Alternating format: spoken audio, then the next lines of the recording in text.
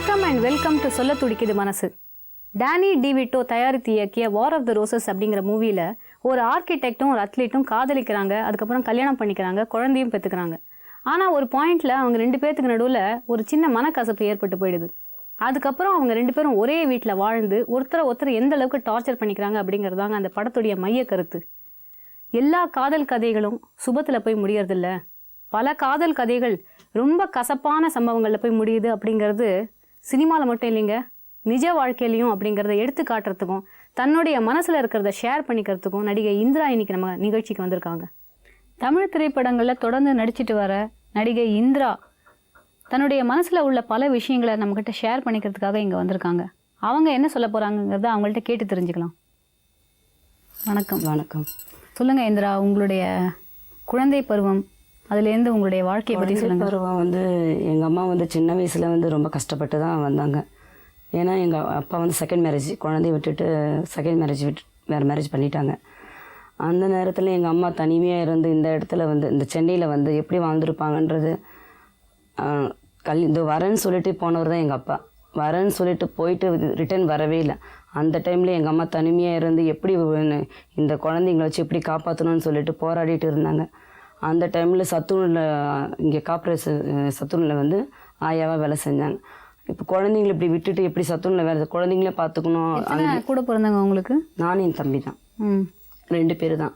எப்படி குழந்தைங்களை விட்டுட்டு அங்கேயும் ஸ்கூல்லேயும் வேலை செய்யணுமே சொல்லிட்டு பார்த்துருந்தாங்க. அந்த டைமில் ஒருத்தவங்க சொன்னாங்க ஹாஸ்டலில் சேர்த்துடலாம், அனாதை ஹாஸ்டல்னு சொல்லிட்டு சேர்த்துட்டு அங்கே வளர்ந்துப்பாங்க, யாருமே இல்லைன்னு சொன்னால் தான் சேர்ப்பாங்க அப்படின்னாங்க.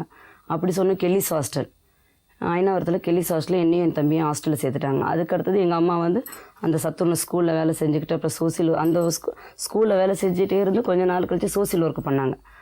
அப்படியே பண்ணிட்டு தான் வர மாதம் எங்களை ஹாஸ்டலில் பார்த்துட்டு இருப்பாங்க. அங்கே ஏஜ் அட்டன் பண்ண அந்த நிமிஷம் ஸ்கூல்லேருந்து எங்கள் அம்மா கூட்டிட்டு வந்துட்டாங்க, ஹாஸ்டல்லேருந்து கூட்டிட்டு வந்துட்டாங்க. ஏன், எதனால?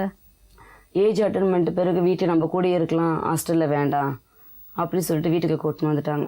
1 வருஷமாக வீட்டுக்குள்ளேயே இருந்தேன். நான் வெளியே கூட வாசல் கூட பெருக்க மாட்டேன், அந்தளவுக்கு ஷை. ஏன்னா ஹாஸ்டல்லே அப்படி வளர்ந்ததுனால வெளியே எனக்கு என்னன்னே தெரியாது.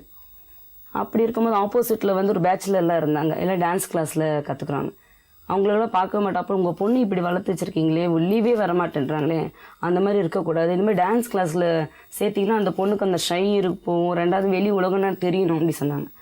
சொன்ன பிறகு அப்புறம் எல்லோரும் அக்கம் பக்கத்து எல்லாருமே சொன்னாங்க டான்ஸ் கற்றுக்க தப்பு இல்லை, கிளாஸுக்கெல்லாம் கற்றுக்கலான்னு. அதுக்கு அடுத்தது ஒரு 4-5 மாதம் தான் டான்ஸ் கிளாஸ்க்கே கற்றுக்கிட்டேன் நான். அதை பார்த்துட்டு ஆடுறது நல்லா டான்ஸ் பண்ணுற சொல்லிட்டு வெளி ஸ்டேஜ் ப்ரோக்ராம். எந்த மாதிரியான டான்ஸ் லேர்ன் பண்ணீங்க? டான்ஸ் கிளாஸில் ஆக்சுவலாக பொதுவான டான்ஸுகள், கிளாசிக்கல், வெஸ்டர்ன், ஃபோக் எல்லாமே எல்லாம் எப்படியும் ஒரு சாங் எப்படியும் அந்த மாதிரி கிளாஸ் எடுத்துருந்தாங்க.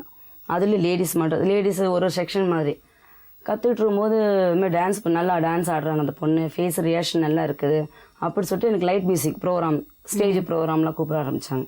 அதுக்கடுத்தது நான் என்னோடய ப்ரோக்ராம் நான் விடாமல் நான் தொடர்ந்து ப்ரோக்ராம் போயிட்டுருந்தேன்.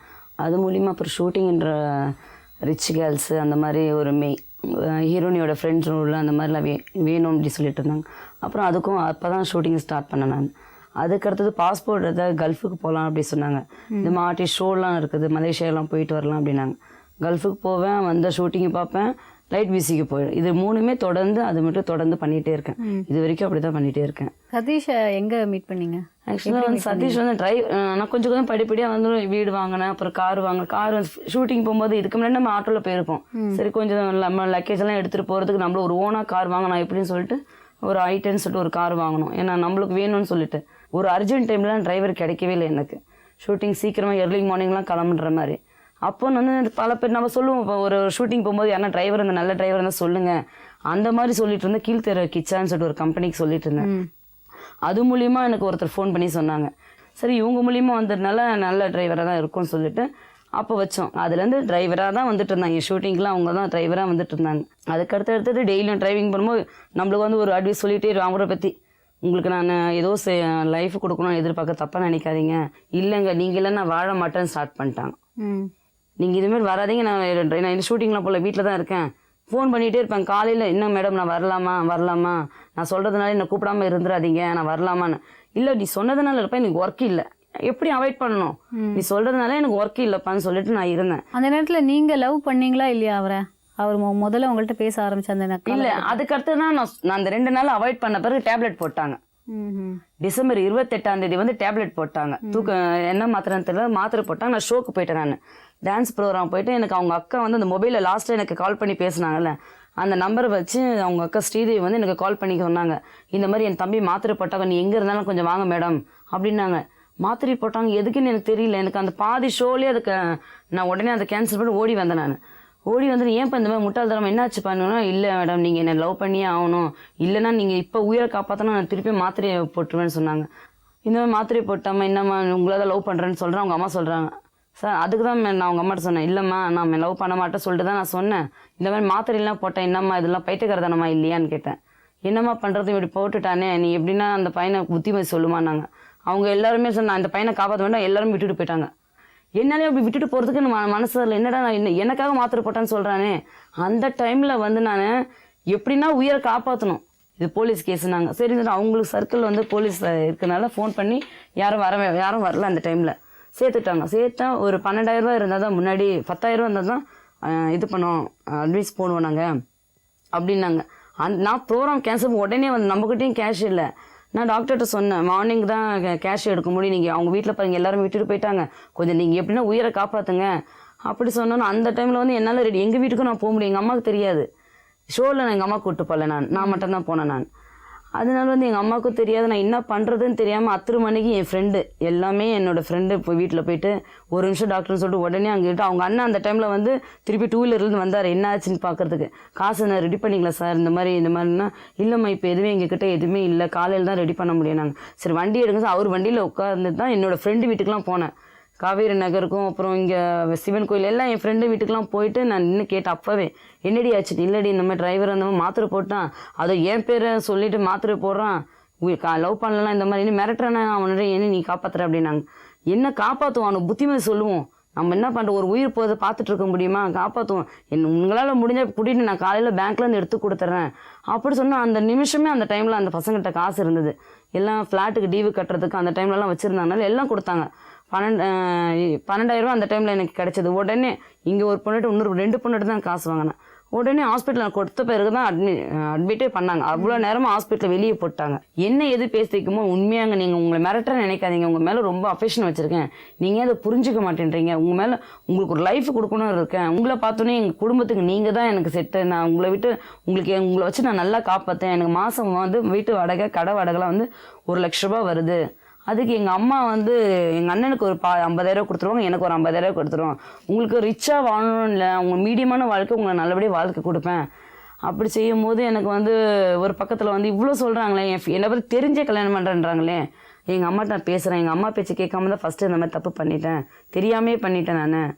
அதனால் இப்போ எங்கள் அம்மாட்ட கேட்குறேன்னு சொன்னது இல்லைங்க, என்ன தான் கேட்டாலும் உங்கள் வீட்டில் ஒட்டுக்க மாட்டாங்க, ஏன்னா நான் ஒரு டிரைவராக தானே உங்கள் வீட்டுக்கு வந்தேன், என்னை பற்றி உங்களுக்கு தான் தெரியும், உங்கள் அம்மாவுக்கு தெரியாதுல்ல, ஒத்துக்க மாட்டாங்க. நம்ம கல்யாணம் பண்ணிட்ட பிறகு எங்கள் வீட்டில் கண்டிப்பாக ஏற்றுப்பாங்க, எங்கள் வீட்டில் எங்கள் அப்பாலாம் யாருமே இல்லை, நான் சொன்னாதான் சட்டம், நான் சொன்ன செல்ல பிள்ளை நீங்கள் வேணால் பாருங்கள், நான் கண்டிப்பாக எங்கள் அம்மா சேர்த்துப்பாங்க, ஒரு வாரம் தான் அப்படி கோவமாக இருப்பாங்க, அப்புறம் எங்கள் அம்மா சேர்த்துப்பாங்க அப்படிலாம் சொன்னாங்க. சரிப்பா நான் பார்க்கலாம், நீ இவ்வளோ சொல்லிட்டேன், நாளைக்கு பின்னாடி வந்து எனக்கு நடந்த மேட்டில் சொல்லியே காட்டக்கூடாது, நீ என் லைஃப்பில் வந்து இந்த சொல்லி காட்டுறது இருக்கக்கூடாது, சினிஃபீல்டில் வேறு இருக்கேன், நீ அப்போ சினிஃபீல்டை பற்றி நீ கேவலமாக பேசக்கூடாது, எல்லாம் சொல்லிட்டேன், எல்லாருக்கும் தலையும் ஆட்டிட்டான். அதுக்கடுத்து திருப்பி நான் இப்படியே சமாதானம் ஆகிட்டு கொஞ்ச நாள் என்னை டிஸ்டர்ப் பண்ணாத, என் மெயின்ட்டு சரியில்லை அப்படி சொல்ல பேர் நான் கான்டாக்ட் பண்ணாமல் இருக்கும்போது திருப்பி என்ன செஞ்சுட்டாங்க, அதே அவங்க மெயின்ட்டில் வந்து இந்த மாத்திரை போடுறது வந்து ரொம்ப அந்த மெயின்ட்டில் நல்ல அவங்களுக்கு செட்டான இது போலகுது, இந்த மாத்திரையை போட்டு எது வேணால் சாதிக்கணுன்ற மாதிரி திருப்பியும் மாத்திரை போட்டாங்க. ஹாஸ்பிட்டலில் சேர்த்தேன். ஃபைனலாக சரி உண்மையிலே லவ் அப்படின்னே நினச்சிட்டான், நம்மளுக்கு இவ்வளோ பெரிய ஆளுன்னு சொல்கிறான், இந்த மாதிரி வாடகை வருதுன்னு சொல்கிறாங்க, இந்த மாதிரி வந்து குடும்பத்தில் நான் இருக்கேன், நான் ஒரு டைம் பாஸாக தான் வந்திருக்கேன், லைஃபை கொடுக்குறேன்றாங்களே, சரி மேரேஜ் பண்ணவே இந்த மாதிரி சொல்லியே காட்டக்கூடாது, இல்லை என் ஃப்ரெண்டெல்லாம் வச்சு தான் நான் பேசினேன், நான் இந்த மாதிரி சொல்கிறான், இந்த பின்னாலாம் சொல்லி காட்டக்கூடாதுப்பா அப்படிலாம் சொன்னாங்க. அப்புறமேட்டு தான் செகண்ட் டைம் மாத்திரை போடும்போது அப்போயும் யாருமே வரல, அப்போது அதே ஃப்ரெண்டுங்க தான் கொடுத்தாங்க, காப்பாற்றினேன். கொஞ்ச நாள் அப்புறம் எங்கள் வீட்டுக்கு தெரிஞ்சுட்டு எங்கள் வீட்டில் எங்கள் அம்மா சேர்க்கல, எங்கள் அம்மா என் வீட்டுக்கே வராதுடின்ட்டாங்க. அவங்க வீட்டில் என்ன பண்ணாங்கன்னு தெரியல, அவனும் என் வீட்டுக்கு போகலை. எனக்கு வந்து கட்சியில் இருக்கேன் அப்படின்றாங்க, டிரைவராக இருக்காங்க, ஒரு பொம்பளை கால் விழும்போது எப்படி அது யோசிக்காமல் எப்படி விடுறாங்கன்னு சொல்லிட்டு அந்த டைமில் மெயினாக வந்து அந்த ஸ்பாட்லேயே எனக்கு மனசு வந்து மிரட்டுறது அந்த இது இருந்ததுலாம் வந்து போயிடுச்சு என்ன எனக்கு. மாதிரி மிரட்டுறான்றது அந்த கோவம்லாம் எனக்கு அந்த டைமில் போயிடுச்சு. காலை பிடிச்சி அழுதும்போது சரி உண்மையிலே அஃபேஷன் வச்சுருப்பாங்க, நம்ம மிரட்டுறோம் ஏன் நம்ம தப்பாக நினைக்கிறோம், அப்போ உண்மையிலே உயிரை வச்சுருக்காங்க. உயிரை விடுறதுக்கு இந்த காலத்தில் சும்மா சொல்லுவாங்க லவ் பண்ணும்போது, நீ இல்லைன்னா நான் உயிரை விட்டுருவேன் அப்படின்னு. ஆனால் யாருமே வந்து அதை முயற்சி பண்ணுறதுக்குலாம் ரொம்ப ரேராக தான் இருக்கும். ஆனால் இப்போ முயற்சி பண்ணிட்டானே ஒரு நிமிஷம் அதை அந்த பக்கம் அந்த மாதிரி நினச்சிட்டேன். சரிப்பா நான் பண்ணலாம், வீட்டில் இப்போ பிரச்சனையாக தான் இருக்கும், அது முடிச்சு அதெல்லாம் சமாதானம் சொல்லிவிட்டு நான் வீட்டுக்கு போனேன். எங்கள் வீட்டில் எங்கள் அம்மா சேர்க்கல. அப்போ ஃபோன் பண்ணேன், என்னாச்சு நீங்கள் வீட்டுக்கு போயிட்டு அம்மா வந்துட்டாங்களான்னு ஃபோன் பண்ணேன். இல்லைப்பா அம்மா என்னை வீட்டில் சேர்க்கல அப்படின்னு. சேர்க்கலாம் போது சரி அதுதாங்க நான் சொன்னேன்ல உங்களை வாழ வைக்கிறேன் அப்படின்னு. இல்லைப்பா வாழ வைக்கிறேன் நீ சொல்கிற, இப்போ நான் தனியாக நிற்கிறேன், உங்கள் வீட்டில் சேர்த்துப்பாங்களா அப்படின்னு கேட்டேன். நீங்கள் உண்மையாக யோசிச்சு சொல்லுங்கள், அந்த நேரத்தில் உங்களுக்கு உண்மையிலுமே சதீஷ் மேலே லவ் இருந்ததா? இல்லை அந்த டைமில் வந்து அதான் அதுக்கு அடுத்தது இப்போ சொன்ன மாதிரி சரி யோசித்தேன், நம்மளுக்கும் சரி ஃபேமிலின்னு வேணுமே அப்படி உண்மையிலேயே இருக்கு, நான் அஃபிஷன் வச்சுருக்கறனால ஃபேமிலின்னு வேணுமே நான் பார்க்குறேன், யோசிச்சு சொல்கிறேன்ப்பா கொஞ்சம் நாள் வெயிட் பண்ண அப்படின்னு. சிஸ்டர் ஃபோன் பண்ணாங்க, இந்த மாதிரி தம்பி வந்து ரொம்ப பிரச்சனை பண்ணிகிட்டு இருக்கான், அது தூக்கி போட்டு உடைக்கிறான், நீ இன்னமா ஓகே சொல்லுமா அப்படின்னாங்க. அப்போ நான் என்ன நினச்சேன்னா சார் அவங்க அக்காவே நம்ம ஏதோ ஒரு குடும்பத்தில் ஒரு சப்போர்ட் கிடைக்குது, அவங்க அண்ணனும் அவங்க அண்ணன் சப்போர்ட்டு அப்படி இருந்தாங்க. சரி உங்கள் குடும்பத்துலேயும் எல்லாம் சப்போர்ட் ஓரளவுக்கு யாருன்னா ஒருத்தர் இருந்தாலே நம்ம அந்த வீட்டுக்குள்ள பிரச்சனை இல்லையே ஃபேமிலி ஏற்றுப்பாங்களேன்னு சொல்லிட்டு நான் இருந்தேன். அந்த டைமில் அதே ஃப்ரெண்ட்ஸுங்கெலாம் சொன்னாங்க, உண்மையாக உயிரை வச்சுருக்கான் போலது, கல்யாணம் பண்ணு என்ன நடக்குதுன்னு பார்ப்போண்டி அப்படின்னாங்க. ரிஜிஸ்டர் பண்ணோம். அவங்க தான் என் ஃப்ரெண்டுங்க தான் வந்து ரிஜிஸ்டர் ஆஃபீஸருக்கு வந்தாங்க. அவங்களோட ஃப்ரெண்டு தான் சீனுன்னு சொல்லிட்டு ஒரு ஃப்ரெண்டு தான் ரிஜிஸ்டருக்குள்ள எல்லாமே ரெடி பண்ணாங்க. சரி ரிஜிஸ்டர் பண்ணிட்டு 2வது நாளில் வந்து வீடு பார்த்தாச்சு. எல்லாம் டீனோட போய் ஷாப்பிங் பண்ணிவிட்டு வீடு குடும்பம் நடத்தணும். சந்தேகன்றதை அப்போ தான் நான் பார்க்குறேன், குடும்பம் நடத்தும் போது தான் எனக்கு தெரியும். அதுக்கு முன்னாடி காலை பிடிச்சி உயிரை விடுற நடித்ததுக்கு எனக்கு கல்யாணம் ஆன பேர் தான் மேடம் அந்த அளவுக்கு அவனுக்கு தெரிஞ்சது. எனக்கு டிவி பார்க்கும்போதும் சரி, டிவியில் ஏதோ ஒரு என்னோட படம் எதனா ஒரு டிவியில் போட்டாங்களோ இல்லை சோழ சாங்க போட்டாங்களோ அவங்க கூட கட்டி பிடிச்சாரு, அப்போ உனக்கு எப்படி இருந்திருக்கும், அந்த உணர்ச்சிங்களை எப்படி இருந்திருக்கும் அப்படின்வான். எனக்கு அப்படியே ஒரு ஷாக் ஆகும். அந்த டைமில் நம்மளுக்கு என்ன உணர்ச்சி இருக்கும், நம்மளுக்கு வந்து ஆக்டிங் பண்ண வரோம். அந்த டைமில் வந்து நம்மளுக்கு உணர்ச்சி பற்றி இவன் பேசுகிறானே, நம்மளை இவ்வளோ விரும்பி நம்மளும் அம்மாவை பகச்சிக்கிட்டு விரும்பி கல்யாணம் பண்ணானே, உயிரை காப்பாற்றுவானே நினச்சேன். அதை விட்டு அந்த உணர்ச்சிகள் எப்படி இருக்கும், இது அவங்க கூட நடிக்குமா அப்படி நான் சொன்னேன். இங்கே எங்கள் முன்னாடி அத்தனை அவ்வளோ கேமரா இருக்கும், டைரக்டர் இருப்பாங்க, பப்ளிக் இருக்கும். நாங்கள் அந்த டைமில் ஒரு டேக்கெலாம் 2வது டேக்கு வாங்கக்கூடாது, திட்டு வாங்கக்கூடாதுன்னு தான் நாங்கள் நடிப்பு தான் எங்களுக்கு தோணும் தவிர அந்த டைமில் உணர்ச்சி இல்லைப்பான்னு சொல்லிட்டு சொல்லுவேன். சொல்லவும் இல்லை, அவன் கை தவறி அங்கே படுது இங்கே படுது இப்படிலாம் எனக்கு இருக்குமோ அந்த டிவி அப்படியே அந்த டிவி அதுக்கடுத்தது அந்த சீனை நான் பார்க்க முடியாது. நம்ம நடித்தது எப்படி இருக்கும், நம்ம பார்க்கறதுக்கு எப்படி இருக்கும். சரி டிவியில் போட்டிருக்காங்களே, நம்ம அப்போ படம் பார்க்காத படம் கூட இடையில டிவியில் போடுவாங்க. அந்த டார்ச்சில் இருந்துகிட்டே இருந்தது. இடையில திருப்பி எனக்கு நம்ம வீட்டில் தனியாக இருக்கிறோமே, நம்மளும் ஒர்க்குக்கு போகல, கல்யாணம் ரிஜிஸ்டர் பண்ணி நடிக்கக்கூடாது, வேலைக்கே போகல. நீங்கள் அது இல்லை ஜனவரிக்கு முன்னாடி அந்த கல்ஃபுக்கு போயிட்டு வந்ததோட சரி எந்த வேலைக்கும் நான் போகல. அவ்வளோதான். அதுக்கடுத்து வந்தோடனே இவ்வளோ பிரச்சனை ஆயிடுச்சு. பிப்ரவரி மாதம் 2ஆம் தேதி கல்யாணம் ஆயிடுச்சு. எனக்கு 2ஆம் மாதம் கல்யாணம் ஆயிடுச்சு. எந்த ஒர்க்குக்கு போகலையே, இவனோட டார்ச்சில் தானே இருந்தது. இது ஒரு பக்கம் டார்ச்சலான்னு நினச்சேன்னா நான் அப்பயே ரொம்ப டார்ச்சலாக தெரிஞ்சு நான் அப்பயே கம்ப்ளைண்ட் பண்ணியிருக்கலாம். அவராவது வேலைக்கு போனாரா? இல்லை, எந்த வேலையும் இல்லை. இந்த 2 மாதம் குடும்பம் நடத்தும் போது அந்த காசுலாம் எல்லாமே நான் தான், எல்லாமே என் ஃப்ரெண்டு. நான் தொழிலுக்கு நான் வேலைக்கு போகலை, எந்த வேலைக்கே போகல. அதுக்கடுத்தது வந்து இவன் குடிப்பான், இவன் இப்படி பண்ணுவான்றது எனக்கு சுத்தமாக தெரியவே தெரியாது. இருக்கும்போது பார்த்தா பகல்லலாம் கட்சிக்கார பசங்களாம் வருவாங்க. இந்த மாதிரி வந்து தலைவான்னு நான் சொன்னேன், நீ தலைவா சொல்கிற என்னப்பான்னு கேட்பேன். இல்லை இவங்கெல்லாம் வந்து நான் வந்து இந்த போஸ்டிங்கில் இருக்கிறதுனால வந்து இவங்களாம் அடிமைங்க பசங்க, என் கீழே வந்து ஒரு 3000 பசங்க இருக்காங்க அப்படின்னாங்க. அந்த கட்சியில் தான் நான் இருக்கிறேன். அதனால எல்லா பசங்க எனக்கு வந்து தொண்டனை வருவானுங்க தான் வீட்டுக்கு. சரி இப்போ உங்கள் வீட்டில் இருக்கும் ஃபேமிலியாக இருக்கும் போது எல்லாம் வருவாங்களப்பான்னு. எங்கள் அம்மா வீட்டுக்குலாம் யாரும் வர மாட்டான். அப்போ இங்கே ஃபேமிலி நம்ம 2 பேர் நடத்துகிறோமேப்பா, கொஞ்சம் உன்னோட கட்சி விஷயம் வெளியே வச்சுக்கோ, நான் அப்படி தாண்டி பேசுவேன், நீ நடிகை தானே, நீ 10 பேர் முன்னாடி நடிக்கலை, 10 பேர் முன்னாடி நீ டான்ஸ் ஆடல, அதெல்லாம் உனக்கு கேவலமாக தெரியலையா, என்னை தேடி வராங்க பசங்களெல்லாம் அவனெல்லாம் அப்படி சொல்லிட்டு இருக்கு அப்படின்னாங்க. சரிப்பா நீ வர வச்சுக்கப்பா, அவ்வளோதான். நான் என்ன பண்ண முடியுமா, பசங்களாக கூட்டின்னு வர ஸ்டார்டிங்கில் ஈவினிங் ஒரு டைமில் 9 மணிக்கு 9 o'clock ஒருத்தரை கூட்டின்னு வந்தாங்க. அப்புறம் இன்க்ரீஸ் ஆக அதே போல் நைட்டு 12 மணிக்கு ஒரு வாட்டி, 12 மணிக்கு சிக்கன் 2 கிலோ சிக்கன் 6 மணிக்கு கடையே கிடைக்காது, வாங்கிட்டு வந்து வறுத்து கொடு. ஒரு 2-3 பேர் அப்படியே எல்லாம் ஒயிட் அண்ட் ஒயிட் ட்ரெஸ்ஸை போட்டு நைட்டு 12 மணிக்கு கூப்பிட்டு வராங்க. என்னப்பா இப்போ கூப்பிட்டு வரப்பா திடீர்னு என்ன இது பண்ண, சிக்கன் வறுத்து கொடு நீ அவங்களாம் இப்போ தான் மீட்டிங், நாங்களாம் அங்கே மீட்டிங் முடிச்சுட்டு வந்துட்டோம், யார் வீட்டுக்கு போகல, நேராக என் கல்யாணம் என் ஒய்ஃபை காட்டு நாங்கள், அதனால் நான் வந்தேன், நான் நீ ஆக்கி போடு, நாங்கள் 10 மணிக்கு 12 மணிக்கு அவங்க ஃபோன் அடிச்சுட்டே இருந்தால் எங்கே இருக்கீங்க, வரேன்னு அந்த கூட வரத்தை பற்றி சொல்லவே இல்லை. வந்த பிறகு ஆக்குன்றாங்க, அவங்களும் சோஃபாவில் உட்காந்து கேஷுவலாக இருக்காங்க. ஒரு என்னதான் ஒரு கட்சிக்காரங்க எல்லாருமே ஒரு ஃபேமிலியில் இருக்காங்க. என்னடா புதுசாக கல்யாணம் ஆகிடுச்சு அந்த மாதிரி இந்த மாதிரி அவன் தான் முட்டாள்தனமாக கூப்பிட்டான், அவங்களும் வந்திருக்கக்கூடாது.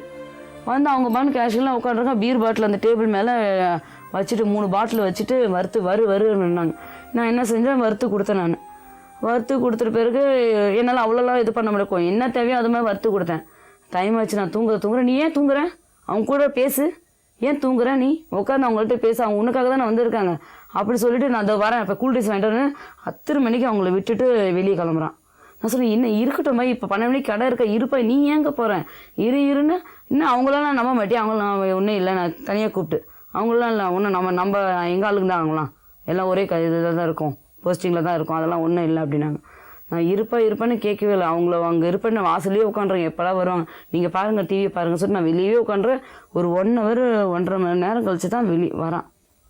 ஏன்னா பேசினியா, குடும்பத்தில் என்ன ஆச்சு, நம்மளை பற்றி பேசினா, நம்ம லவ் மேட்டர்லாம் சொன்னியா, அந்த மாதிரி இல்லைப்பா நான் எதுவும் பேசலைங்க தான் 3 மணிக்கு என்னப்பா பேசுனா, ஏன் இப்போ அவங்க என்ன பேசுனீங்களா, அவங்க பொண்டாட்டி வெளியே உட்காந்துட்டா அப்படின்னு சொல்லிட்டாங்க. அவங்கள அமுச்சிட்டு என்னை வந்து அந்த 10 மணிக்கு என்னை முடிய பிடிச்சி அடித்து அந்த டிவிக்கு அந்த டிவிடிக்கு இருக்க பிட்டு ஒயர் வச்சு நெருக்கி, நீ இன்னும் அவனை அட்ஜஸ்ட் பண்ண மாட்டியா, நீ நடிக்கிறதானே, நீமா பெரிய யோகியம் மாதிரி, நீ அப்படி அவங்ககிட்ட பேச்சு கொடுக்கணும் தான் நான் வெளியே போனேன் அப்படின்னா. அவங்க போயிட்ட பிறகு எனக்கு ஜென்மமே செத்து போச்சு. எனக்கு அந்த டைமில் ஜென்மமே செத்து அப்படி போயிடுச்சு. இவனா இப்படி இருந்தா, காலைல விழுந்து எப்படி மாத்திரையை போட்டு இவனை போய் நம்பி வந்தேனே. அந்த டைமில் நான் ரொம்ப நொந்தே போயிட்டேன். என்னோட கண்ணெல்லாம் போயிட்டு எனக்கு ரொம்ப லோவா 45 தான் லோ அந்த மாதிரி ஆயிடுச்சு. அந்த டைம்லயும் ஒரு பையன் அரின்னு ஒரு பையன் கல் தட்டுறான். தலைவர் இப்போ அந்த தலைவர்லாம் போயிட்டாங்களா, அவங்கள பார்க்கறதுக்கு வந்தேன்.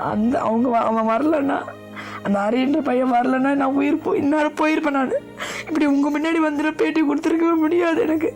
அவன் தட்ட பிறகு உடனே அப்போவே காலில் விடுது, எதுவுமே சொல்லாத, என்ன எதுவுமே இப்போ ஃப்ரெண்டு தான் வந்திருக்கு, எதுவுமே சொல்லாத போது என்ன பண்ணுறது, கப்பிச்சு இப்போ நான் அடிக்கிறேன். ஏன்னா அவனும் போயிட்ட பிறகு திருப்பி எதனா பிரச்சனை வரும்னு வாயை மூடிட்டு கம்முன்னு இருந்தேன். வயிற்றுல எட்டி வச்சுட்டு நீ என்ன இந்த மாதிரி பண்ணுற நீ, அப்போ தான் அவன் போய் வெளியே போய் தண்ணி அடிச்சுட்டு வந்தான். அப்போ தான் தெரியுது எனக்கு அவனோட சுயவரமே. எனக்கு அப்போ தான் எனக்கு முழுக்க தெரிஞ்சு போச்சு, அவன் எதுக்காக வெளியே போய் தண்ணி அடிச்சுட்டு இங்கே தண்ணியை வாங்கி வச்சுட்டு அவங்கள பேசணும் விட்டுட்டு எதுக்காக அவன் போனது எனக்கு அதுவே தெரியல. அப்புறம் எல்லாமே அப்புறமேட்டு தான் தெரிஞ்சது. அப்புறம் அந்த அரின்ற பையனும் சதீஷும் என்னாச்சுன்னு இல்லை அவள் கீழே விழுந்துட்டா அப்படின்னு சொல்லிட்டாங்க. அந்த தண்ணி கேன் கூட எல்லாமே கீழெல்லாம் விழுந்துட்டு இருந்துச்சு. கீழே விழுந்துட்டவொன்னு அந்த டைமில் அந்த அரின்ற பையன் இருந்தபோது அவனும் சதீஷும் உடனே ஹாஸ்பிட்டலுக்கு கூட்டு போய் என்ன ஆச்சுன்னா மார்க்கிங் அப்படியே இருந்தது. என்ன ஆச்சுன்னா இல்லை அது அந்த கொடி கம்பி துணி எடுக்கும்போது கழுத்தில் பட்டுடுச்சு, அவங்க ஹாஸ்பிட்டலில் சொல்லிட்டாங்க. எதுவும் கட்சி விஷயமா வெளியே எதுவும் போயிட்டான். அன்றைக்கி நான் தனியாகவே இருந்தேன். இருக்கும்போது வாமிட் எடுத்துகிட்டு போது அவங்க அக்காவுக்கு ஃபோன் பண்ணது மாதிரி இந்த மாதிரி மறுநாள் கன்சியாட்டுன்னு தெரிஞ்ச பிறகு அவங்க வீட்டில் அவங்க அம்மா அப்பா தான் பேச ஆரம்பித்தாங்க. அது மட்டும் பேசவே இல்லை. அவங்க தனியாக இருக்கும்போது கன்சியாயிட்ட வயிறு பெருசாகிறதுக்குள்ள ஒரு ரிசப்ஷன் வைக்கணும், நீங்கள் ஏதோ ரிஜிஸ்டர் பண்ணிட்டீங்க, சரி நீங்கள் தனியாக வாழ்ந்துன்னு நாங்களும் விட்டுட்டோம், இப்போ கன்சியாயிட்ட பிறகு ரிசப்ஷன் வைக்கணும் அப்படின்னாங்க. அப்படி வைக்கும்போது சரிம்மா, அப்போ எனக்கு சந்தோஷம் ஆகிடுச்சு, ஒரு உங்கள் குடும்பத்தில் ஏற்றுக்கிறாங்க பொழுதுன்னு. ஒன்றும் இல்லை 100 சவரன் நகையும் 2 லட்ச ரூபா பணம் எடுத்துகிட்டு வா, இந்த ரிசப்ஷன் பண்ணலாம், விஜயில் பண்ணலாம் அப்படின்னாங்க. நான் சொன்னேன் அவ்வளோலாம் என்கிட்ட பணமோ நகையெல்லாம் என்கிட்ட இல்லை, நான் நடிக்கும் போது நான் ஏதோ இப்போ தான் ஒரு வீடு வாங்கி இப்போ தான் கார் இது பண்ணி வச்சுருக்கேன், நடிச்சிட்ருக்கேன் தவிர இன்னும் பணம் இதுக்குள்ளே அதுக்கு நாங்கள் கட்டிகிட்ருக்கோம், என்கிட்ட உடனே 100 சவரன் நகைலாம் எங்ககிட்ட இல்லை அப்படின்னு. சீர் இல்லாமல் யாரையும் கல்யாணம் பண்ண மாட்டாங்க, நீ வேறு மாசமாயிட்ட, இல்லையா வாழ பிடிக்கலன்னு உனக்கு அந்த நகை வீடு எடுத்துன்னு வரலன்னா குழந்தைய கழிச்சுக்கிட்டு எழுதி கொடுத்துட்டு போய் அப்படின்ட்டாங்க. ஃபைனலாக ரிசப்ஷன் நடந்ததா? இல்லை, லவ் பண்ணும்போது உயிர் நீ வந்தால் போதும், கட்டின துணிட்டு வந்தால் போதும், இந்த லவ் பண்ணும்போது பேசுகிற பேச்சு வேறம்மா.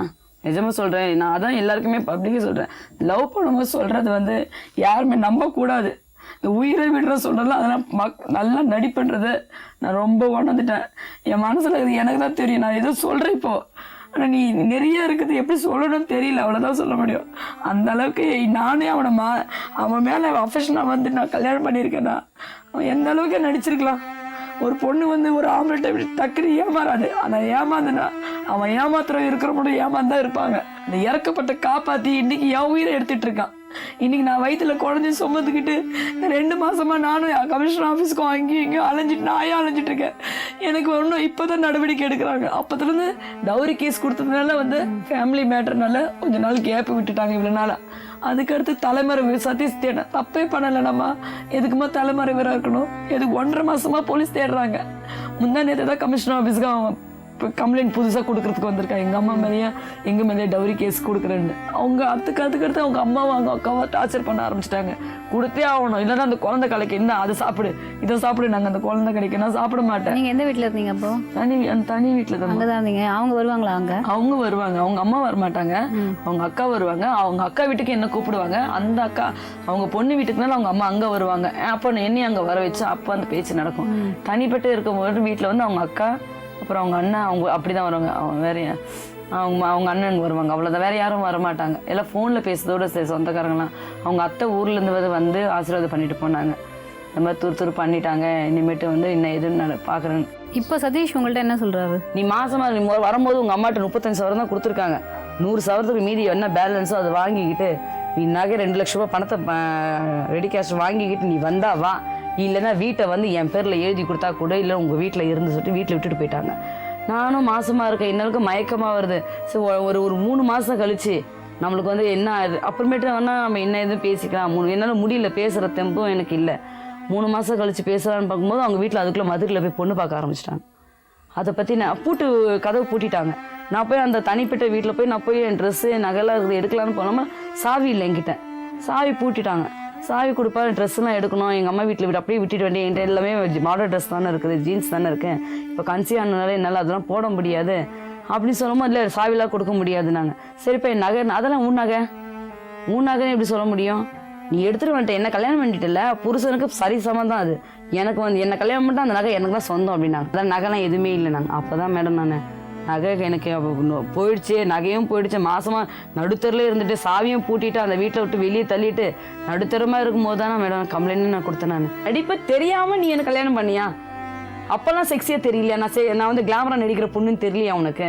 கல்யாணம் பண்ணிட்டு பிறகு இப்போ தான் இந்த பிரச்சனை, அதுவும் நான் கம்ப்ளைண்ட் பண்ண பிறகு தான் உனக்கு வந்து எல்லாமே தப்பாக படுதா? அப்படி நான் இப்போ வந்து பேப்பரில் நான் படிக்கும்போது 30 லட்சம் கேட்டு நான் மிரட்டினேன்னு சொல்லிட்டு வந்துடுது. 30 லட்சம் கேட்டேன் உன்னை மிரட்டினா, நீ என்கிட்ட கம்ப்ளைண்ட் பண்ணியிருக்கலாமே. நீ முன்னாடி கம்ப்ளைண்ட் பண்ணியிருக்கலாமே, அந்த கம்ப்ளைண்ட் நீ கொடுக்கல. இப்போ நான் என்ன கேட்குறேன், என்னோட 35 சவரமும் நான் அவனை என்னை கல்யாணம் பண்ணதுக்கும் என் குழந்தைக்கும் நஷ்டீடு கேட்கல. அவனோட காசு நம்மளுக்கு தேவையில்லை. இந்திரா மேடம், இந்த நிகழ்ச்சிக்கு நீங்கள் வந்து உங்களுடைய பிரச்சனைகளெல்லாம் எங்கள்கிட்ட மனசு விட்டு பேசினதுக்கு ரொம்ப நன்றி. நிம்மதியான தூக்கன்றதே இல்லைம்மா, நிஜமாக சொல்ல போனேன். இப்போ இந்த மாதிரி ஒரு 10 நாள் ஒரு மாதம் வாழ்க்கையில் திருப்பியும் இந்த அளவுக்கு நான் இப்படி படத்தில் கூட நான் இன்னும் ஃபேமஸ் ஆகலை. ஏன்னா இவ்வளோ படம் பண்ணியிருக்கேன். ஆனால் யாருக்கு நான் இந்த பொண்ணு இந்த படம்னு யாரும் சொல்ல முடியல. ஆனால் இவனை கல்யாணம் பண்ணிக்கிட்டு இந்த மாதிரி கேள்விக்குறியா இன்றைக்கி இவ்வளோ அந்த அளவுக்கு பேப்பர் திறந்தா நியூஸை பார்த்தா இப்போ நான் தான் இருக்கிற கேள்விக்குறியாவே ஒரு வாழ்க்கையாயிடுச்சு என் வாழ்க்கை. அதனால் இந்த மாதிரி எந்த பொண்ணுக்கும், நான் என்னை பொறுத்த வரைக்கும் எந்த பொண்ணுக்கும் என்ன மாதிரி ஒரு பாதிப்பு வரவே கூடாது. தூங்கினாலே விடிஞ்சா என்ன நடக்க போகுது, விடிஞ்சா நம்மளுக்கு போராட்டத்துக்கு யாருமே இல்லை. என்னை கல்யாணம் பண்ணதுக்கும் அந்த குழந்தைக்கும் எனக்கு அவனோட காசே எனக்கு வேண்டாம். என்னோட இது மட்டும் கிடைச்சா அதுவே போதும். நான் வந்துட்டு வேற எதுவுமே நான் கேட்கல. இந்திரா தன்னுடைய கணவர் மேல இருந்த மனக்கசப்புகளை நம்ம கிட்ட பகிர்ந்துக்கிட்டாங்க. இந்த விஷயங்களுக்கு பதில் சொல்றதுக்கு அவங்களுடைய கணவர் சதீஷ்குமார் இன்னைக்கு நம்ம நிகழ்ச்சிக்கு வந்திருக்காரு. பல தமிழ் திரைப்படங்களில் தொடர்ந்து நடிச்சிட்டு இருக்கிற நடிகை இந்திரா அவங்க நம்மக்கிட்ட வந்து தன்னுடைய காதல் பயணத்தையும் அவங்களுடைய வாழ்க்கை கதையும் நம்மக்கிட்ட ஷேர் பண்ணிக்கிட்டாங்க. அது மட்டும் இல்லாமல் அவங்களுக்கும் அவங்களுடைய கணவர் சதீஷ்குமாருக்கும் நடந்த சில சிக்கல்களை பற்றியும் நம்மக்கிட்ட பேசினாங்க. இன்றைக்கி நம்ம நிகழ்ச்சிக்கு மிஸ்டர் சதீஷ்குமார் வந்திருக்காரு. அவருடைய தரப்புலேருந்து அந்த சிக்கல்களுக்கான விளக்கங்களை நம்மக்கிட்ட சொல்கிறதுக்கு அவர்கிட்ட இப்போ நம்ம பேசலாம். வணக்கம் சார். வணக்கம். இந்திரா எங்ககிட்ட வந்து பேசினாங்க. அவங்க வந்து உங்களுக்கும் அவங்களுக்கும் நடந்த திருமணத்தை பற்றியும் அதுக்கப்புறமா உங்களுடைய குடும்ப வாழ்க்கையை பற்றியும் அதில் ஏற்பட்ட சில சிக்கல்களை பற்றியும் எங்கள்கிட்ட பேசினாங்க. நீங்கள் முதல்ல வந்து அவங்கக்கிட்ட ஒரு டிரைவராக ஜாயின் பண்ணீங்க அப்படிங்கிறது மாதிரி சொன்னாங்க. அதாவது நீங்கள் ஒரு நல்ல வசதியான குடும்பத்துலேருந்து பிறந்து வளர்ந்துருந்தாலும் அவங்கள கவர்றதுக்காக நீங்கள் வந்து அவங்கக்கிட்ட ஒரு டிரைவராக ஜாயின் பண்ணீங்க அப்படிங்கிற மாதிரி சொன்னாங்க. என்ன நடந்தது? டிரைவராக போக வேண்டிய அவசியமாக எனக்கு கிடையாது. ஆக்சுவலி வந்து நான் ரியல் எஸ்டேட் ஆஃபீஸ் வச்சுருந்து ரியல் எஸ்டேட் தான் என்னோட பிஸ்னஸ். எங்கள் அப்பா காலத்துலேருந்து அதான் நடந்துகிட்ருக்கு. அது எங்கள் ஏரியாவில் வந்து கேட்டிங்கன்னா தெரியும். லீஸுக்கு வீடு வேணும், வாடகைக்கு இருக்கும், வாடகை அதிகமாக இருக்குது, லீஸுக்கு வீடு வேணும்னு சொல்லி கேட்டு வந்தாங்க. அதுவே ஒரு மிகப்பெரிய பொய். அவங்க இருந்தது ஒரு சொந்த வீட்டில் தான் இருந்திருக்காங்க. லீஸுக்கு வேணும்னு கேட்டு வந்தாங்க. நாங்கள் வந்து ஒரு 2-3 வீடை காமிச்சோம். அது மூலமாக தான் பழக்கமானாங்க. அப்புறமா வசரவாக்கத்தில் ஆறுமுக நாயனார் ஸ்ட்ரீட்டில் ஒரு வீடை பார்த்துட்டு ஓகேன்னு சொல்லி முடிச்சிட்டாங்க. அந்த ஹவுஸ் ஓனர் தெரியும். அந்த ஹவுஸ் ஓனருங்க வந்து அவங்களோட மாமா வீட்டில் தான் எல்லாம் அட்வான்ஸ் கொடுத்தோம். நாங்கள் தான் எல்லாமே டைப் பண்ணோம். சாட்சி கையெழுத்து கூட எங்கள் கூட உள்ள ஒருத்தர் தான் போட்டிருக்காங்க. இதில் நாங்கள் தான் நின்று எல்லாமே பண்ணது. ஓகேங்களா. அவங்களுக்கு வந்து எழுத படிக்க தெரியாது. ஆக்சுவலி அவங்க வந்து ஒரு 3ஆம் கிளாஸ் தான் அவங்க. ஆனால் வந்து என்கிட்ட வந்து சொன்னாங்க, நாங்கள் மாதம் வாடகை 12,000 கட்ட வேண்டியது இருக்குது, நீங்கள் வந்து நீங்களே இது எல்லாமே பண்ணி கொடுத்துருங்கன்னு சொல்லி நாங்கள் தான் எல்லாமே பண்ணி கொடுத்தோம். அப்புறம் என்னாச்சு, இந்த வீடு வந்து திருப்பி எனக்கு ஃபோன் பண்ணாங்க. வீடு முடிச்சாச்சு, போயாச்சு. அப்புறம் ஃபோன் பண்ணி இந்த வீடு முடிச்சிட்டோம், இருந்தாலும் சின்னதாக இருக்குது, திங்ஸ் போட முடியாது, இப்போ எனக்கு அட்வான்ஸை திருப்பி வாங்கி கொடுத்துருங்கன்னு சொன்னாங்க. நான் உடனே என்ன சொன்னேன், இந்த வெராண்டா இருக்குல்லங்க, அதுக்கு வேணால் ஆல்ட்ரேஷன் பண்ணி பெருசாக ஆக்கிடலாம்னு சொல்லிட்டு டக்குன்னு உடனே 300 ஸ்கொயர் ஃபீட்டுக்கு அந்த இடத்துல அந்த ஹவுஸ் ஓனர்கிட்ட கேட்டு அது ஒரு பெட்ரூம் மாதிரி பெருசாக ரெடி பண்ணி கொடுத்தோம்.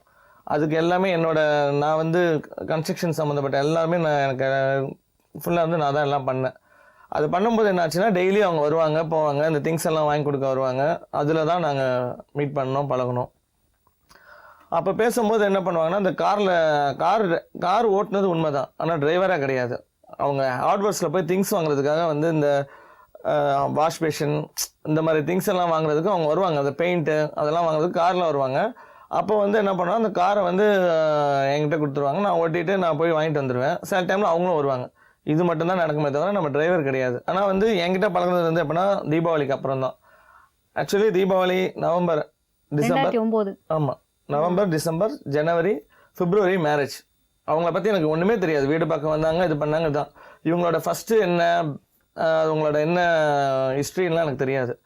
அந்த 3 மாதம் கேப்பில் வந்து இங்கே ஒரு ஹோட்டல் இருக்குது, கிளப் டான்ஸ் ஒரு இடம் இருக்குது. அது வந்து அந்த இடத்துல தான் இவங்க ஆடி இருக்காங்க. ஏன்னா அதெல்லாம் என்கிட்ட மறைச்சிட்டாங்க. இவங்க வந்து என்ன சொன்னாங்கன்னா, இந்த பம்பரக்கனால படத்தில் வந்து சின்ன ரோல் பண்ணியிருக்கேன், இந்த மாதிரி ரோல் பண்ணியிருக்கேன், இந்த மாதிரி நடிக்கிறதுக்கு வாய்ப்பு தேடிட்டு இருக்கேன், இப்படி தான் சொன்னாங்க. ஆனால் இருக்கிறதும் வாடகை வீடுன்னு தான் என்கிட்ட சொன்னாங்க. எல்லாருக்கிட்டையும் அவங்க ஃப்ரெண்ட்ஸ்கிட்ட கூட எல்லாத்தையுமே அது வாடகை வீடுன்னு தான் சொன்னாங்களே தவிர சொந்த வீடுன்னு யார்ட்டையுமே சொன்னது கிடையாது. இப்படி இருக்கேன், உங்களுக்கு கல்யாணம் ஆயிடுச்சான்னு கேட்டாங்க. இல்லைன்னு சொன்னேன். பழகின 2வது நாளே இல்லைன்னொடனே உங்களை கல்யாணம் பண்ணிக்க போகிறவங்க ரொம்ப கொடுத்து வச்சவங்க, நீங்கள் இந்த வயசில் இவ்வளோ ஒரு பொறுப்பாக எல்லா வேலையும் செஞ்சிட்ருக்கீங்க, இவ்வளோ ஒரு நல்ல பேர் எடுத்து வச்சுருக்கீங்க அப்படின்னு சொல்லி அவங்க வாயால் சொன்னது இது. நீங்கள் எப்போ அவங்கள லவ் பண்ண ஆரம்பிச்சிங்க? ஆக்சுவலி என்கிட்ட வந்து அவங்க தம்பி வந்து ரொம்ப குடிச்சிட்டு அவங்கள ரொம்ப ஒரே டார்ச்சர் பண்ணி கடிச்சிட்டு ஓடிட்டான். அப்புறம் என்கிட்ட சொல்லி அழுதுட்டு இருந்தாங்க, இந்த மாதிரி கடிச்சிட்டு இப்படிலாம் பண்ணுறான், வீட்டில் அடங்க மாட்டான்னு சொல்லி இது பண்ணாங்க. அதுக்காக வந்து பெருங்குடின்னு ஒரு ஊர் இருக்குது, அதில் வந்து அடிக்ட் சென்டர் ஒன்று இருக்குது, மறுவாழ்வு மையம். அவனை கொண்டு போய் அங்கே சேர்த்த டைமில் தான் அவங்களுக்கு வந்து சேர்த்துட்டு அவங்க தம்பியை வந்து 1 மாதம் அவங்க அட்மிட் பண்ணிவிட்டு இது பண்ணோடனே அவங்களுக்கு வந்து உடனே என்ன ஆயிடுச்சு, இந்த மாதிரி உண்மையாகவே நீங்கள் என் தம்பியும் திருத்திட்டீங்க அப்படி இப்படின்னு சொல்லி என்கிட்ட பேசும்போது, அப்போ அந்த டைமில் நான் கார் ஓட்டிட்டு நான் அவங்க தம்பியை விட்டுட்டு நான் கார் ஓட்டிட்டு நான் அவங்களோட வரும்போது அவங்க சொன்னாங்க என்கிட்ட, இந்த மாதிரி எனக்கு ஒரு லைஃப் கிடைச்சா நல்லாயிருக்கும், இந்த மாதிரி ஒரு பொறுப்பானவங்க எனக்கு கிடைச்சா நல்லாயிருக்கும் அப்படின்னாங்க. நீங்கள் வாங்க போங்கன்னு தான் கூப்பிடுவேன் அவங்கள வந்து. நான் வந்து வா போகலாம் அப்படிலாம் பேசுனது கிடையாது. வாங்க போங்கன்னு தான் கூப்பிடுவேன். ஏன்னா அவங்க என்னோட வயசில் பெரியவங்க வந்து அவங்கள வந்து வாங்க போங்கன்னு தான் கூப்பிடுவேன். கோயிலுக்கு போனால் கூட அவங்க வந்து திருநீர் வந்து அவங்களே எனக்கு பூசி விடுவாங்க. அப்படி இருக்கும்போது எனக்கும் ஒரு ஃபீலிங்ஸ் வந்துருச்சு. ஏன்னா அது ஒரு வயசு, என்னோட வயசு, அது என்ன தப்புன்னு சொல்ல முடியாது. அவங்க அப்படி பண்ணும்போது வந்து எனக்கும் வந்து லவ் வந்துருச்சு. அப்புறமா ஆட்டோமேட்டிக்காக வந்து அவங்களும் லவ் சொல்லிட்டாங்க, நானும் லவ் சொல்லிட்டோம். அதுக்கப்புறமா நான் பீச்சில் உட்காந்து நாங்கள் பேசுகிறோம், நீங்கள் சினிஃபீல்டை விட்டுட்டு என் கூட வந்து வாழ்கிறதா இருந்தால் வரலாம், அப்படி இல்லைன்னா நம்ம இப்போவே நம்ம பிரிஞ்சுக்கலாம், நீங்கள் உங்கள் வேலையை பார்த்துட்டு போங்க, நான் என் வேலையை பார்த்துட்டு போகிறேன் அப்படின்னு நான் சொல்லி தான் அவங்ககிட்ட இது பண்ணது. ஆனால் இவங்க வந்து கிளப் டான்ஸர் அந்த இதெல்லாம் மறைச்சிட்டாங்க நம்மக்கிட்ட. அப்புறமா வந்து என்ன பண்ணாங்க, எங்கள் 2 பேர் லவ் ஆனவுடனே என்கிட்ட சொன்னாங்க, நீ எப்படி இப்போ இந்த லவ்வை சொல்ல போகிற, நீ உங்கள் அம்மா கிட்ட சொல்லுன்னு சொல்லி காரில் வரும்போது என்ன பண்ணுவாங்கன்னா, அந்த பொட்டு எடுத்து என் சட்டையில் ஒட்டி வச்சுருவாங்க. ஏன்னா அப்போ தான் எங்கள் அம்மாவுக்கு தெரியணும் அப்படின்ட்டு. ஏன்னா அப்போ தான் வந்து ஒரு பொண்ணோட தொடர்பு இருக்குன்றது எங்கள் அம்மாவுக்கு தெரியணுன்றதுக்காக இதெல்லாம் பண்ணுவாங்க. நான் திடீர்னு 2 மாதத்தில் லவ் பண்ணிவிட்டு இது வீட்டில் சொல்ல முடியாதுன்றதுனால நானும் சொல்லாமல் இருந்தேன். அப்புறமா அவங்க சொன்னாங்க, நீ உங்கள் அம்மாகிட்ட சொல்லணுன்னா ஒரு டேப்லெட் சாப்பிடு. அப்போ வந்து நான் ஹாஸ்பிட்டலில் சேர்க்குற மாதிரி சேர்த்துட்டா அவங்க அம்மாவுக்கு நான் இன்ஃபார்ம் பண்ணி, அப்போ நீ இந்த விஷயத்த சொல்லு உங்கள் அம்மாகிட்ட. நாங்கள் சரின்னு சொல்லிட்டு ஒரு 10 மாத்திரை கொடுத்தாங்க. இதை போட்டு அவங்களே ஹாஸ்பிட்டலில் வந்து சேர்த்துட்டாங்க. ஆனால் எங்கள் அம்மாவுக்கு ஃபோன் பண்ணி சொன்னோன்னே எங்கள் அம்மா ஸ்பாட்டுக்கு உடனே வந்தாங்க. என்னன்னே தெரியாது, எங்கள் அம்மாவுக்கு என்ன நடந்ததுன்னே தெரியாது. வந்து ஹாஸ்பிட்டலில் பார்த்து இவங்க உட்காந்தோடனே யார் மாடின்னு கேட்டோடனே இல்லை நான் தான் சேர்த்துருக்கேன் அப்படின்னோடனே நீ முதல்ல கிளம்புன்னு சொல்லி அங்கேயே துரத்திட்டாங்க. இப்போ அவங்க வந்து 10 மாத்திரையை கொடுத்து இந்த மாதிரி நீங்க போட்டுக்கோங்க அப்படின்னு சொன்ன உடனே உங்களுடைய மனநிலை என்னவா இருந்தது? நீங்க வந்து யாரா நான் உண்மையாக இருந்தாலும் லவ் பண்ணேன். நான் உண்மையாக லவ் பண்ணும்போது என்னன்னா எனக்கு காதல் ஜெயிக்கணுன்ற ஒரு காரணத்துக்காக தான் நான் வந்து அவங்க சொல்றதெல்லாம் நான் கேட்டேன். இல்லாட்டி நான் வந்து அவங்கள நான் ஏமாத்தணுன்ற எண்ணத்துல இருந்தால் நான் மாத்திரை போடணுன்ற அவசியமும் எனக்கு கிடையாது. எங்கள் அம்மாவுக்கு வந்து தெரிஞ்சிச்சு நான் லவ் பண்ணுறேன்னு தெரிஞ்சு போச்சு. இந்த பொண்ணு யாரும் மதியாக போக சொல்லி நைட்டே அனுப்பிச்சி விட்டாங்க. போயிட்டா. எங்கள் அம்மா தான் எல்லாமே ஹாஸ்பிட்டலுக்குலாம் பில் கட்டினாங்க. சேர்த்தது இவ தான். ஆனால் வந்து பில்லாம் கட்டினது எங்கள் அம்மா. ஃபோன் பண்ணிட்டேன் உடனே ஸ்பாட்டில். பில்லாம் கட்டினது எங்கள் அம்மா தான். எங்கள் அம்மா தான் டிஸ்சார்ஜ் பண்ணி என்னை கூப்பிட்டு போனாங்க. ஆனா அவங்க வந்து எங்கள்கிட்ட என்ன சொன்னாங்கன்னா ஒரு நிறைய ஃப்ரெண்ட்ஸ் கிட்ட கடன் வாங்கி அந்த கடனை வச்சு அந்த பில்லை அடைச்சேன் அப்படின்னு சொல்லி சொன்னாங்க. அது உங்களுக்கு தெரியுமா அதை பத்தி ஏதாவது? அவங்க ஃப்ரெண்ட்ஸ் கிட்ட வந்து அவங்க கடன் வாங்கி பண்ணுறாங்கன்னா அதெல்லாம் எனக்கு ஒன்றுமே தெரியாது. ஆனால் எங்கள் அம்மா தான் எனக்கு பில் கட்டினாங்க. எங்கள் அம்மா தான் என்னை டிஸ்சார்ஜ் பண்ணி கூப்பிட்டு போனாங்க. அந்த டிஸ்சார்ஜ் சம்மரில் கூட எங்கள் அம்மா தான் சைன் பண்ணியிருப்பாங்க. ஆனால் நான் வந்து டாக்டர்கிட்ட சைன் பண்ணி தான் நானே போனேன். என் ட்ரீட்மெண்ட்டே வேணாம். டாக்டரே சொன்னாங்க அது ஒன்றுமே இல்லை. ஏன்னா இப்போ ஒரு கொலை முயற்சி நான் பண்ணுறேன்னா சட்டப்படி என்ன பண்ணுவாங்க அந்த டாக்டர்ஸ் வந்து நான் வந்து சாதாரண ஹாஸ்பிட்டல் அட்மிட் ஆகலை, சென்டரில் தான் அட்மிட் ஆயிருந்தேன். அப்படி இருக்கும்போது என்ன பண்ணுவாங்க அவங்க லீகலாக லோக்கல் போலீஸ் ஸ்டேஷனில் கூப்பிட்டு என் மேலே வந்து தற்கொலை முயற்சி கம்ப்ளைண்ட் கண்டிப்பாக போட்டிருப்பாங்க. டாக்டரே சொல்லிட்டாங்க அது ஒன்றுமே இல்லைங்க சாதாரண மாத்திரங்கன்ட்டாங்க. உடனே எங்கள் அம்மாவும் கூப்பிட்டு போயிட்டாங்க உனக்கு இந்த மாதிரிலாம் பண்ணுற வேலை வச்சுக்காதன்ட்டு. நெக்ஸ்ட் டைம் என்ன ஆயிடுச்சு அவங்க அம்மா வந்து என்ன பண்ணுறாங்க இது வந்து டிசம்பர் 27 நடந்தது இந்த விஷயம். அதுக்கப்புறமா வந்து இதே மாதிரி February 15 இவங்க February 5 வந்து அவங்க வீட்டை விட்டு வந்துட்டாங்க. வீட்டை விட்டு வந்துட்டு எங்கள் அம்மா டார்ச்சர் தாங்க முடியலன்னு சொல்லிட்டு வீட்டை விட்டு வந்துட்டாங்க. அன்றைக்கி அப்புறமா நாங்கள் கொண்டு போய் நானும் இன்னொருத்தரும் கொண்டு போய் வீட்டில் விட்றோம். வேண்டாம் நீ வீட்டில் இருமா, நான் வந்து லைஃப்பில் செட்டில் ஆகிட்ட அப்புறம் கல்யாணம் பண்ணலாம். லவ் பண்ணுறது தப்பு கிடையாது, கல்யாணம் இப்போ பண்ண முடியாது, லைஃப்பில் செட்டில் ஆகிட்ட அப்புறம் பண்ணுவோம், இன்னும் நிறைய செட்டில் பண்ணிட்டு அப்புறம் பண்ணுவோம் அப்படின்னு சொன்னேன். சதீஷ் ஒரு நிமிஷம், இதுக்கு நடுவில் அவங்க என்ன சொன்னாங்கன்னா டிசம்பர் 31 அவங்க வந்து துபாய் போனதா சொன்னாங்க. துபாய்க்கு வந்து ஏன்னா உங்களுடைய தொல்லை தாங்க முடியாம அவங்க துபாய் போனதா சொன்னாங்க. அங்கேயும் நீங்க ஃபோன் பண்ணி வந்து வற்புறுத்திட்டு இருந்தீங்க அப்படிங்கிற மாதிரி அவங்க என்கிட்ட சொன்னது ஷூட்டிங் போறேன், ஆனால் அதுக்கு இடையில என்கிட்ட எதுவுமே பேசாத, எங்கள் வீட்டில் ப்ராப்ளமாக இருக்குது, உங்கள் வீட்டிலேருந்து எங்கள் வீட்லேயும் சொல்லிட்டாங்க, நான் வந்து ஒரு முக்கியமான ஒரு ஹீரோவோட அப்பா படம் எடுக்கிறாரு, இது வந்து இது திண்டுக்கல்ல நடக்குது இந்த ஷூட்டிங், இதுக்கு வந்து நான் செலக்ட் ஆகிட்டேன், 30 days வந்து சான்ஸே இல்லை, நான் அவுட்டோரு, எங்கள் அம்மா கூடயே இருப்பாங்க, தயவுசெய்து ஃபோன் பண்ணாத, நானே உனக்கு ஃபோன் பண்ணுவேன் அப்படின்னு சொன்னாங்க. ஆனால் வந்து எந்த ஒரு கான்டாக்ட்ஸும் இல்லாமல் போயிட்டாங்க. எப்போ போயிட்டாங்கன்னா ஜனவரியிலேருந்து என்கிட்ட எதுவுமே பேசாமல் போயிட்டாங்க.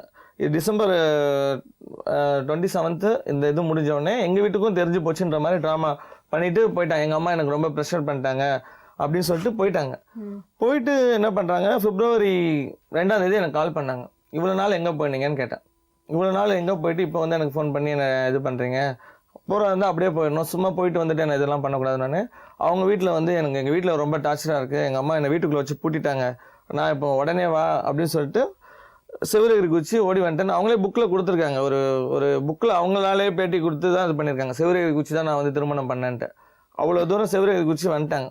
நாங்கள் கொண்டு போய் விட்றோம், ஏன்னா நான் எதுவுமே பண்ணல, நான் ஐடியாவே இல்லை, இப்போவே மேரேஜ் பண்ணுன்ற ஐடியா எனக்கு இல்லை. ஆனால் வந்து இவங்க வந்து என்ன பண்ணா, இல்லை எனக்கு எங்கள் அம்மா வந்து இங்கே இருந்தால் என்னை ரொம்ப டார்ச்சர் பண்ணுறாங்க, தப்பான வழிக்கு போக சொல்கிறாங்க, நடின்னு சொல்கிறாங்க, முக்கியமான அவங்ககிட்டலாம் வந்து இப்படி பண்ண சொல்கிறாங்க அப்படின்னு சொன்னாங்க. சரி இனிமேட்டு வந்து நடிக்கிறத விட்டு, இவ்வளோ நாள் நான் அந்த ஷூட்டிங் போன இடத்துல எனக்கு ஏகப்பட்ட ப்ராப்ளம் அப்படின்னு சொன்னாங்க. இதெல்லாம் February மாதம் நடக்குதா? February 5 நடக்குது இந்த மேட்டர். கரெக்டாக February 5 இந்த ப்ராப்ளம் ஸ்டார்ட் ஆகுது. நீ கல்யாணம் பண்ணுறதுனா பண்ணு, இல்லைன்னா நான் செத்துருவேன் அவங்க தான் என்கிட்ட சொன்னாங்க. திருப்பியும் February 14 வேலண்டைன்ஸ் டே, அது கூட அவங்க வந்து என்கிட்ட வீட்டுக்கு போகாமல் இங்கே தான் இருந்தாங்க.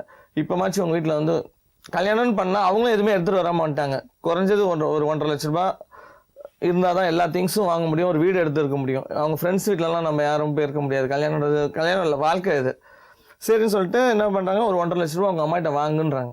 இப்போ என்ன நடந்ததுன்னா February 5 மேலே அவங்க வீட்டில் இல்லாமல் வந்து இருந்துட்டு என்ன வந்து ரொம்ப டார்ச்சர் பண்ண ஆரம்பிச்சிட்டாங்க, காசு வாங்க சொல்லிட்டாங்க எங்கள் வீட்டில். அதனால் நான் என்ன பண்ண வேண்டியது, எங்கள் வீட்டில் நான் என்ன பண்ண முடியும்னு சொன்னேன். அப்பவும் இதான் சொன்னாங்க, 2 பேரும் விஷயத்தை குச்சி செத்துடலாம் அப்படின்னு என்கிட்ட சொன்னாங்க.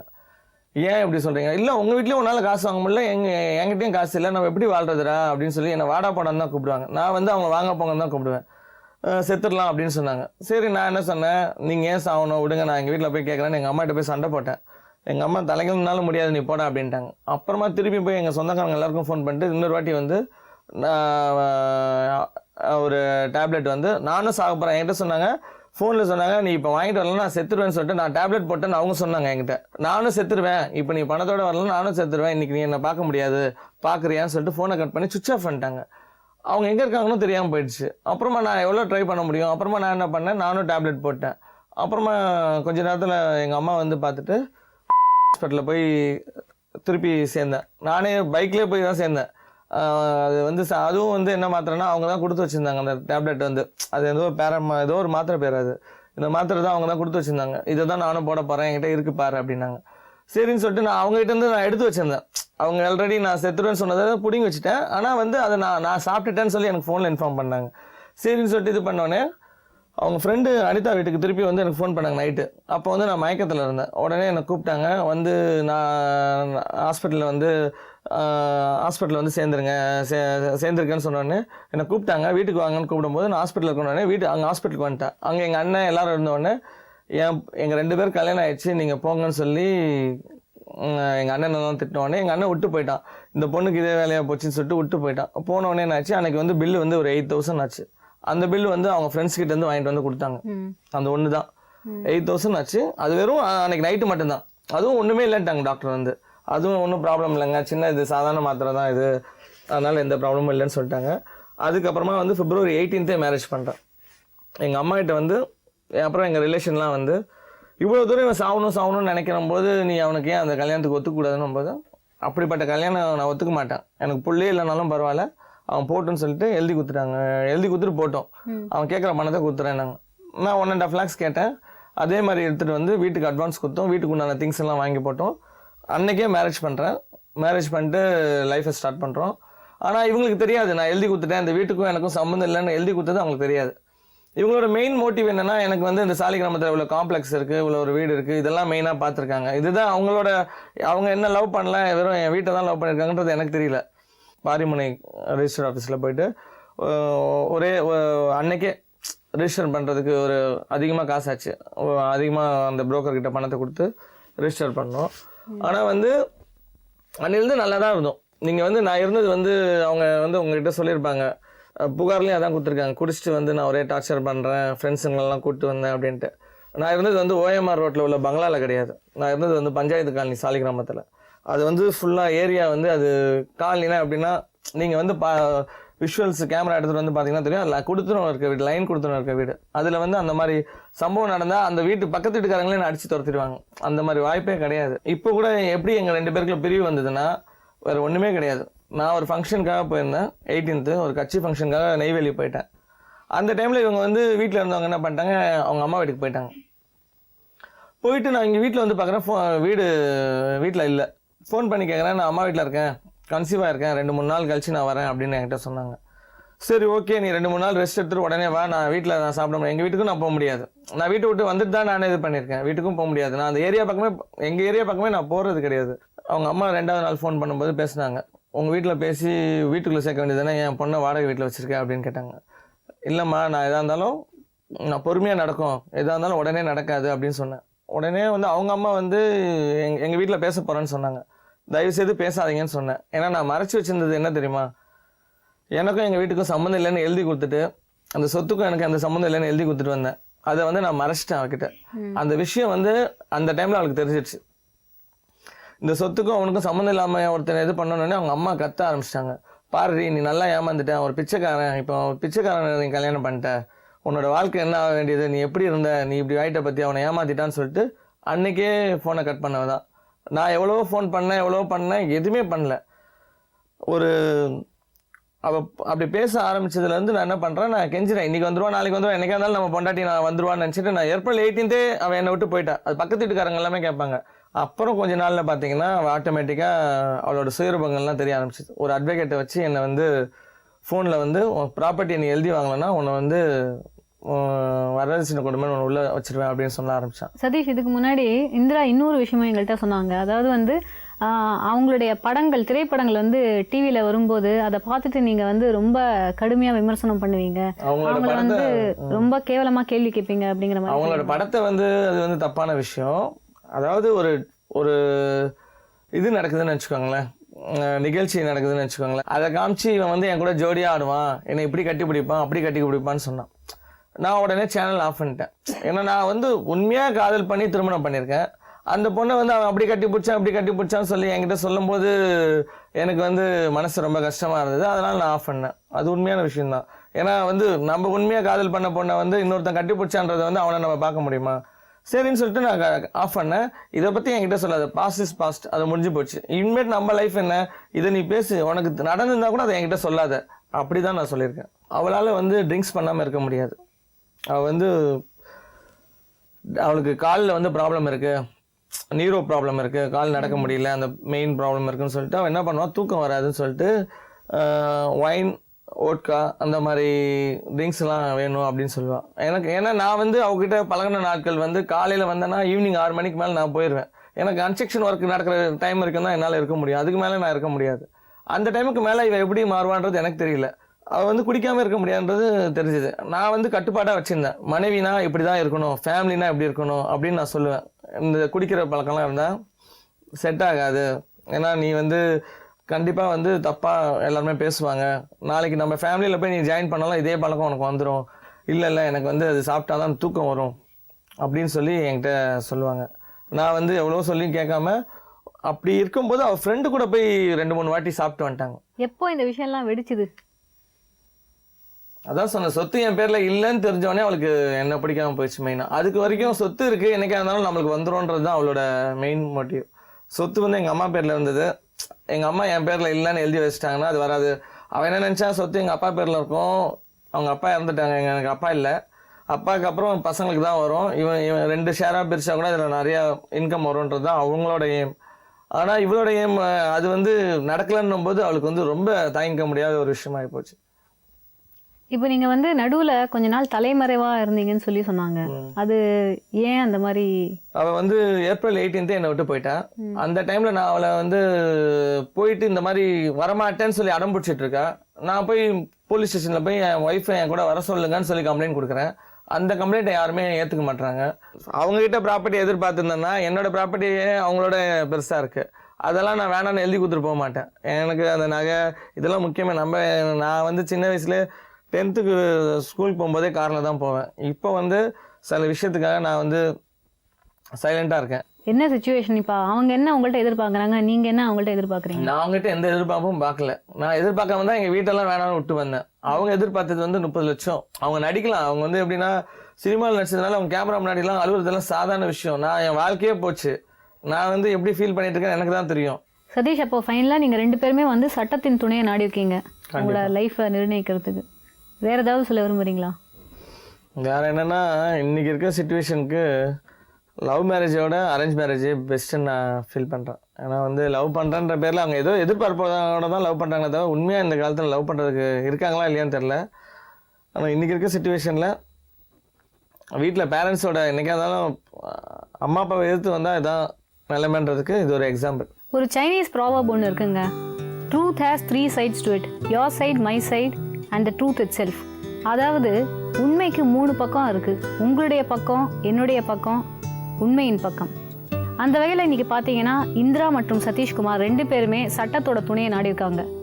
சட்டம் தான் இவங்களுக்கு நல்ல ஒரு முடிவை கொடுக்க முடியும். மீண்டும் நாளை மேலும் சில வாழ்க்கை கதைகளோடு உங்களை சந்திக்கிறேன். நன்றி, வணக்கம்.